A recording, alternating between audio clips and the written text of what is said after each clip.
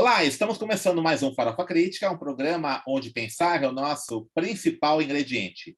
A cada programa, intelectuais, ativistas, artistas e outros arteiros comentam sobre temas contemporâneos. Farofa Crítica é uma produção do CELAC, em parceria com o Departamento de Jornalismo e Titulação da ECA-USP, e apoio do IEA, o Instituto de Estudos Avançados da Universidade de São Paulo. Acesse o nosso canal youtube.com/farofacrítica, inscreva-se e clique no sininho para receber notificações de novos programas. Também acesse a nossa página no Facebook, facebook.com/canal Farofa Crítica, onde você pode interagir com a nossa produção, fazer sugestões, críticas, dar ideias, né? Sugerir convidados para que sejam aqui convidados no nosso canal. Avise os amigos, familiares, colegas, para todos acessarem o canal Farofa Crítica. E nunca esqueça, toda segunda-feira, ao 12h30, o programa Mídia ao Ponto, com a jornalista Eliana Almeida, fazendo comentários sobre o noticiário da semana, programa ao vivo. E às quintas-feiras, à 12h30 também, a partir do 12h30, você encontra, então, disponível as entrevistas no programa Farofa Crítica.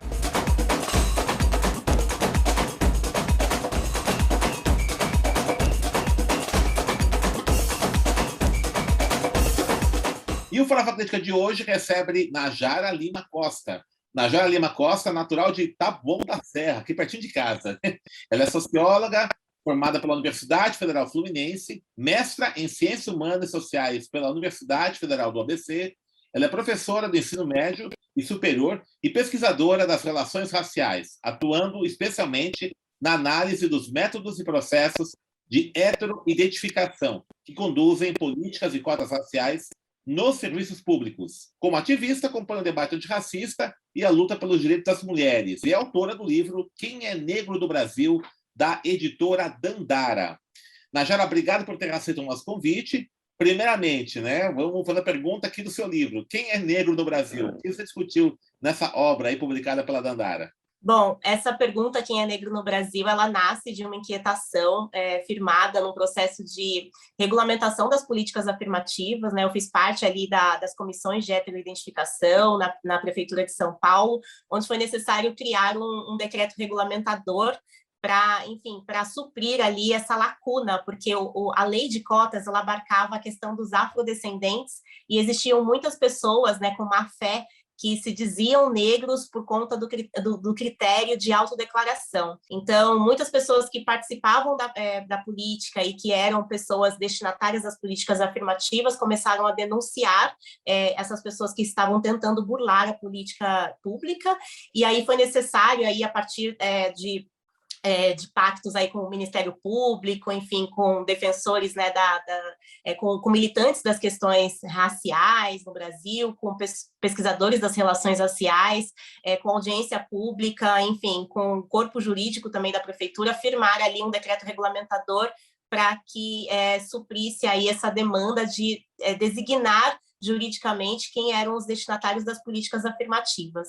É assim, uma crítica muito comum a essas comissões de heteroidentificação, e você com certeza já deve se deparado com isso, é que a miscigenação, né, os vários tons aí de negritude, pode levar essas comissões a uma visão de um colorismo, né? De ter um critério de identidade racial muito restrito. Como é que você reage a isso? Ou então uma discussão mais complicada, né, que é um tribunal racial, né? É a crítica mais comum. Uhum. Como é que você pensa nessas críticas? Essa foi a pergunta que eu fiz na dissertação de mestrado, né? Foi justamente o que as comissões de heteroidentificação entendem como raça.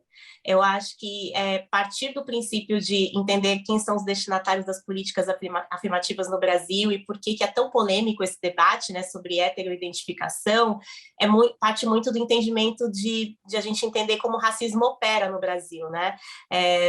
As comissões de heteroidentificação, por exemplo, elas não fazem muito sentido nos Estados Unidos ou na África do Sul, onde a gente tem muito determinado quem são as pessoas negras, né? Até por uma questão de cultura, de localidade, enfim, por um processo histórico muito distinto do nosso.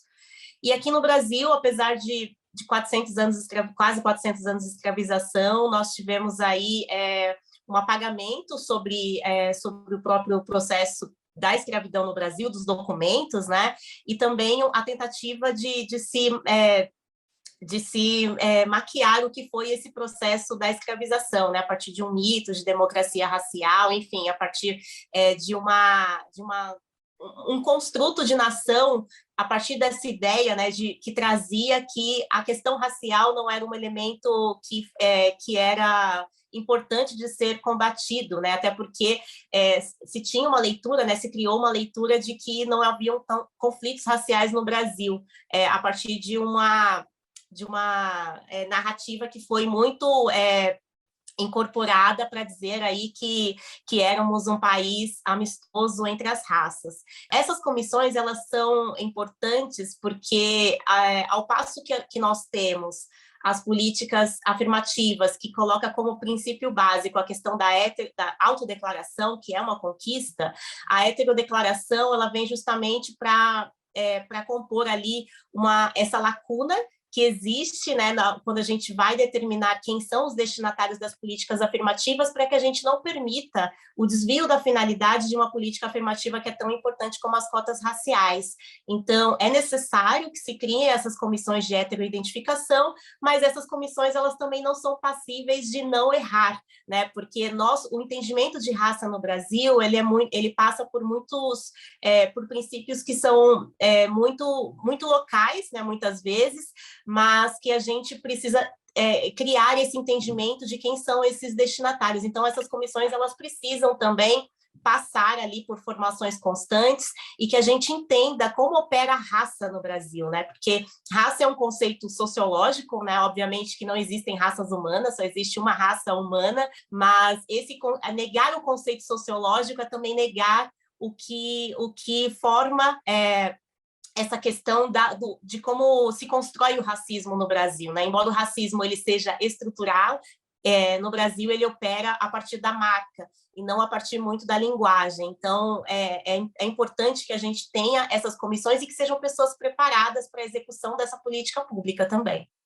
Quais são as falas mais comuns que você observou na sua experiência, né? Já participei de algumas comissões também da Prefeitura de São Paulo, mas na sua experiência aí, de participação em comissões, ou até na sua pesquisa mesmo, né, que você realizou no mestrado, o que é mais comum de fraude? Assim? Quais são as fraudes que mais acontecem? Olha, tem dois processos, né? Existe uma falsa percepção da realidade, existem pessoas que são brancas, né, que não enfrentam racismo na sociedade brasileira, né? Porque em outros países elas podem até ter a leitura de latinas ou de negras, né, ou de não brancas, mas dentro da sociedade brasileira são pessoas vistas como brancas, mas que provêm aí de famílias, né, que são famílias negras, pessoas adotadas, ou até mesmo pessoas que têm muita afinidade com as religiões de matrizes africanas, que se autodeclaram pessoas pardas, enfim, que têm esse pertencimento racial enquanto pessoas negras, mas que não enfrentam o racismo pelo fato de não possuírem esse fenótipo negro, né?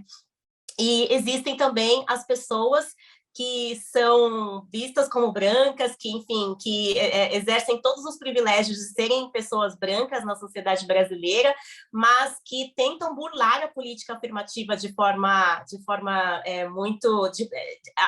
apesar de... a despeito aí de um processo, né, que, enfim, que é estabelecido pelo fenótipo, mas essas pessoas se dizem pardas ou se dizem negras, né, simplesmente porque ali, naquela política afirmativa, existe ali a possibilidade de entrar numa carreira, né, que dificilmente se entraria, porque existe ali uma reserva de vagas para as pessoas negras, essas pessoas tentam burlar. Também é assim nas universidades, né? Principalmente nos cursos mais elitizados, né? Eu conversei muito com as pessoas da medicina, da Faculdade de Medicina da USP também, existe ali um grupo também que debate essa questão por lá, porque na USP ainda é por autodeclaração, né? Não existe políticas, comissões de heteroidentificação, então muitas pessoas tentam burlar a política se autoafirmando negras para entrarem nos cursos de maior prestígio, principalmente, ou nas carreiras públicas aí de maior remuneração, né? Então, existem esses dois fatores. Existem as pessoas que têm esse entendimento dúbio sobre a política e que têm uma afirmação enquanto negro, e existem outras pessoas que usam da má-fé para entrar nas políticas afirmativas. Então, quando a gente pensou o decreto regulamentador, a gente pensou nos dois pontos.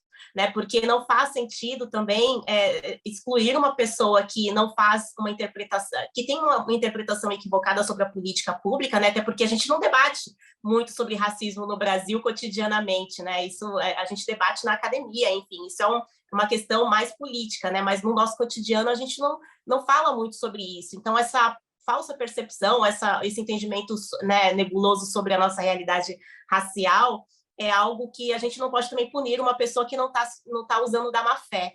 Então, nesses casos, optou-se em colocar essas pessoas que usavam ali do recurso da política afirmativa na lista de ampla concorrência, para que a pessoa pelo menos participasse do concurso, né, ou ficasse numa lista de espera, mas as pessoas que usam de má fé, essas sim são excluídas do concurso. E aí, isso quem vai definir é essa comissão, né, que é uma comissão que deve ser mista, que é uma comissão que deve ter mulheres, homens, pretos, brancos, né, enfim, é uma comissão que deve ser plural, mas que deve ser composta por pessoas ali que, principalmente, né, que garantam ali esse direito ao contraditório, porque uma comissão também pode errar, e que também garantam a dignidade da pessoa humana, né? Porque as políticas afirmativas, elas são muito importantes, e é a primeira vez no Brasil em que ser negro garante um direito. Né? Então, a gente não pode também, as pessoas negras não podem se sentirem constrangidas nas comissões de heteroidentificação, né? Isso é muito importante. É importante que as pessoas saibam que esse é um direito, é uma conquista histórica do movimento negro, né? E que elas devem se sentir bem em participar de uma política afirmativa. Então, esse respeito, né, e a dignidade da pessoa humana, ele deve ser preservado nas comissões de heteroidentificação. Eu me deparei, inclusive, com uma situação inusitada, né? Uma pessoa branca que fez bronzeamento artificial, né? Para poder... Sim, professor, teve muito disso, viu? Teve pessoas que se pintavam para participar das comissões, né? Porque muitas vezes, quando a gente recebia a denúncia, a pessoa precisava vir presencialmente. Muitos nem vinham presencialmente, porque já entendiam que vir presencialmente já era, enfim, né, estabelecer ali que eles não eram destinatários da política, mas muitos tinham a cara de pau aí de vir presencialmente, de se pintar, enfim, de deixar o cabelo sujo, embaraçado, aquele cabelo liso, né? Mais sujo, embaraçado. Então, daí também se tem a ideia de como esse pensamento racista, né, de como se vê as pessoas negras, né, a partir dessa lógica, né, do mal vestido, do sujo, do cabelo embaraçado, enfim. É uma lógica também racista de entender quem são os destinatários das políticas afirmativas, né? E, por outro lado, as pessoas negras, quando vinham vinham muito felizes, né, de participarem do processo, enfim, de forma muito respeitosa, e a gente percebe aí a má fé do indivíduo que tenta burlar a política afirmativa, né? Perfeito. Nós vamos entrar agora em 2022, no ano da revisão da lei de cotas das universidades, né? Como é que você avalia as perspectivas dessa lei continuar, né? E há uma pressão enorme também de alguns parlamentares, particularmente agora, nesse cenário da extrema-direita, de acabar com essa política. Como é que você está enxergando esse cenário? Olha, a lei de cotas federal nas universidades federais, ela realmente democratizou a universidade, né, as universidades federais no Brasil. A gente percebe, né, quem fez parte, né, eu fiz graduação antes da lei de cotas, então a gente, vendo a cara da universidade hoje, a gente percebe o que é, de fato, essa democratização, né? A lei, ela não simplesmente abarcou a questão das cotas, mas das cotas raciais, mas também das cotas sociais, né? E esse é um ponto importante, né? Porque esse debate sobre cotas sociais, ele também não era tão latente, né? Quando o movimento negro se une para, enfim, para questionar as instituições públicas e para a implementação das políticas afirmativas nas universidades e nos serviços públicos, há também um grande questionamento sobre se as cotas deveriam ser sociais ou raciais, né? Acho que a gente está bem lembrado daquele manifesto a favor e contra as cotas, né? Muitas vezes as pessoas, né, até acadêmicos mesmo, se diziam, né, pesquisavam as relações raciais, entendiam a existência do racismo no Brasil, né, a necessidade de reparação histórica, mas eram contra as cotas raciais. e muitos diziam, né, vamos investir na questão do social, porque se a gente abarcar o social, a gente já garante o racial, né, como se uma coisa tivesse desconectada da outra. E aí foi bem interessante, né? É bem importante a gente se remeter ao quanto as cotas raciais, elas mobilizaram o discurso de cotas sociais, e aí a lei ela abarcou as duas questões, né? O grupo social e o grupo racial, que também se compõem, né? Fazem parte ali desse mesmo processo. E essa lei ela vai fazer 10 anos, o ano que vem, e aí existe uma grande luta sobre a permanência ou não das políticas afirmativas no âmbito das universidades federais, né? A gente já tem se mobilizado bastante sobre isso, né? É uma lei que, embora tenha sido implementada, não houve aí recursos para que a lei fosse implementada, né? Foi simplesmente incorporado ali que as cotas raciais dentro das universidades, mas não houve ali políticas de permanência estudantil. Mesmo assim, todo estudo que foi feito, né, sobre as cotas raciais, muito se dizia que ia piorar o ensino, que as pessoas negras não estariam preparadas para entrarem nas universidades de ponta no Brasil, que era necessário investir na educação básica, né, essa falsa polêmica, né, como se uma coisa excluísse a outra e não exclui. Então, as cotas, de fato, são um sucesso. Elas permitiram com que a gente tivesse aí em pouco tempo um grande avanço, né, no segmento do ensino superior, de inclusão mesmo, de democratização do ensino, e vai ser uma luta muito importante para que haja essa permanência, né? A gente já sabe que tem projetos de lei para que as cotas se firmem por mais 30 anos, né, que haja um processo de revisão. O que vai acontecer o ano que vem não é uma discussão sobre a não permanência das cotas, mas uma revisão sobre a política de cotas. E uma revisão pode ser muito importante, porque a gente precisa revisar no sentido de lutar ali pela permanência estudantil, né? A gente está entrando nas universidades, os negros estão entrando nas universidades, mas ainda estão morrendo na periferia. Então, há essa necessidade de a gente discutir umas políticas de permanência também e outros pontos, né, dentro das universidades. Mas essa é uma luta importante, né, que vai ser importante de ser revista, mas vai ser também importante que a gente haja de forma política para essa permanência e para que essa política seja ainda mais progressista no sentido de abarcar também a permanência. É uma coisa interessante, né, Najara, assim, nos processos seletivos de órgãos de poder, você tem uma certa resistência com as cotas, né? Por exemplo, no judiciário tem uma tremenda resistência. Me parece, inclusive, que o professor Silvio Almeida me disse que há um entendimento em alguns ministros do STF de que eles defendem cotas raciais na primeira instância apenas, mas não nas instâncias superiores, né? Que se mantenha o mérito, etc. Nós temos uma dificuldade muito grande na pós-graduação, né? Alguns programas estão implantando, mas ainda há muita resistência, muita resistência. Enfim, né, agora mesmo em relação à distribuição equitativa de verbas do fundo eleitoral, nos partidos políticos também, né? O Supremo tem esse entendimento, mas também há uma resistência nas cúpulas partidárias. Enfim, né, quando vai mais chegando perto do poder, né, essa dificuldade aí da admissão da presença de negros e negras. Né? Como é que você enxerga isso? Quais são as perspectivas nossas para quebrar essa resistência? É interessante, Denis, porque eu estou no doutorado agora e eu estou estudando exatamente sobre a questão racial na política no Brasil, né? Abarcando a questão das mulheres negras na política. E de fato, a política é o segmento que a gente é o suprassumo daquilo que a gente tem do quão do entendimento do quão desigual é a sociedade brasileira, né? A representação política, né? A representação que muitas vezes não é representatividade, e o quanto esse discurso também ele está sendo mobilizado pela direita, né? A direita também tem investido em algumas candidaturas negras, né, justamente para entrar numa narrativa também muito confusa sobre a questão das cotas, enfim, sobre a questão das políticas afirmativas, o investimento em algumas candidaturas negras que são contra as políticas públicas para pessoas negras, né, também é parte desse momento histórico confuso, né, de fake news, enfim, de grande discussão e de grande empobrecimento dos fatos, né, que a gente tem vivido.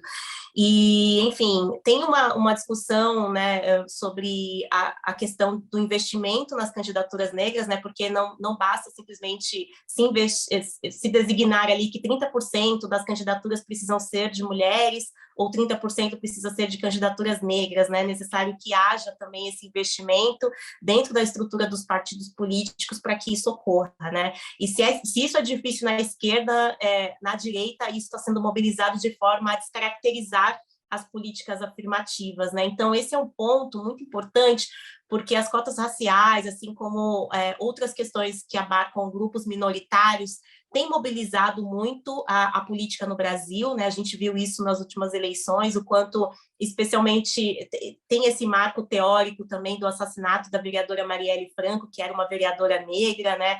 Que veio da favela, que defendia políticas públicas para as pessoas negras, para as mulheres, e o quanto o Brasil vive um momento latente dessas questões por conta daquilo que está sendo alavancado politicamente, né, do encorajamento, inclusive, de outras mulheres a se candidatarem.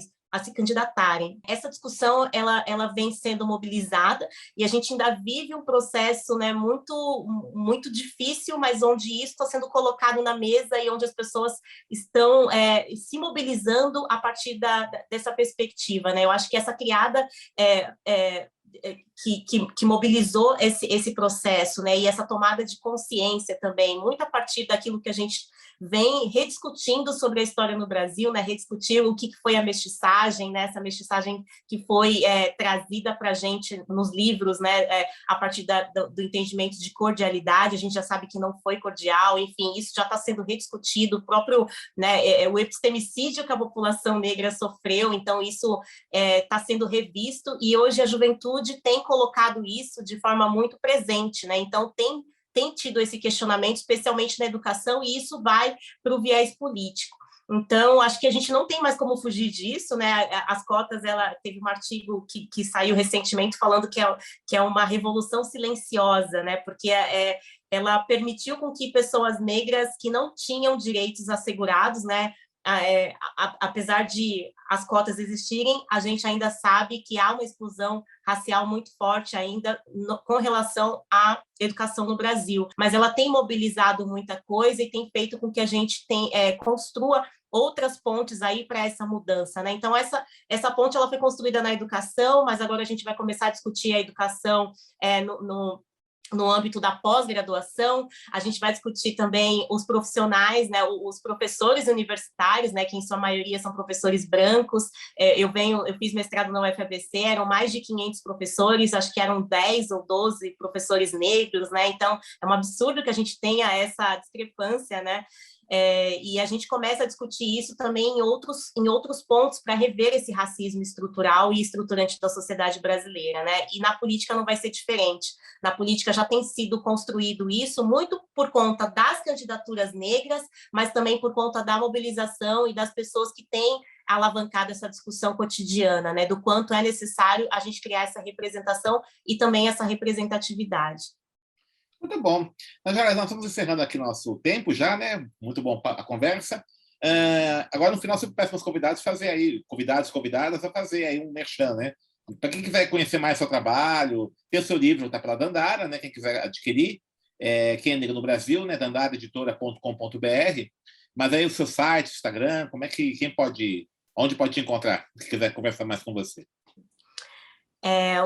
O meu Instagram é Najara Costa Oficial, professora Najara Costa, e nas redes sociais também, professora Najara Costa, a página do Facebook. O meu livro, ele fala sobre as políticas afirmativas a partir de uma experiência pessoal que eu tive na Prefeitura de São Paulo, que virou, enfim, a minha dissertação de mestrado, e agora no doutorado eu discuto as cotas raciais, mais com relação às políticas no Brasil, a política no Brasil.